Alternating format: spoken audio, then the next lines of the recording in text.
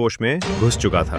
जैसे ही नीचे की ओर गिरा, एक छलांग में वो सीधे बीच के मंच पर लुढ़क गया और यहीं उसकी जान बच गई, क्योंकि नीचे का गड्ढा जहरीले खून से भरा था। वो तुरंत सतर्क हुआ और देखा सामने दूर चमक रहा था हॉरस की आंख, लेकिन बीच में थे दो भयानक जाल। मगर आदमी तैयार था। उसने अपनी जेब से खींचा डिजाइन का नक्शा और पहली चाल समझ गया। उसने मशाल जलाई और अपनी पीठ के पीछे रख दी ताकि उसकी परछाई आईनों पर पड़े।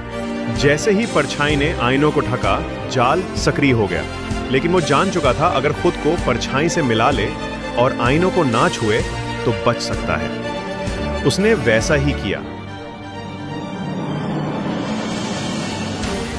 और पहली चुनौती पार कर ली। पर जैसे ही दूसरी चुनौती आई, उसने गलती कर दी। धरती पर बने गोल घेरे से बचने की कोशिश की, मगर असली खतरा पीछे था, जहां घेरे धीरे धीरे नीचे धंसने लगे। बगल की मूर्तियां घूमने लगी और तेज धार के वार करने लगी।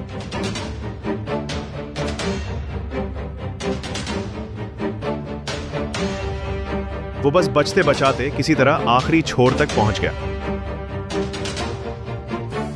पर असली झटका तब लगा जब देखा तीसरी चुनौती का कोई जिक्र नक्शे में था ही नहीं। अब बस एक ही रास्ता था, दौड़ लगाओ या मर जाओ। जैसे ही उसने कदम बढ़ाया, जमीन गिरने लगी।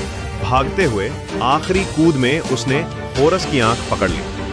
तभी गूंज उठी एक आवाज, बिच्छुओं की बाढ़ की तरह हमला शुरू हो गया। मगर आंख से निकली रोशनी ने सबको रोक दिया और इस तरह जान हथेली पर रखकर बेकर ने वो खजाना पा ही लिया।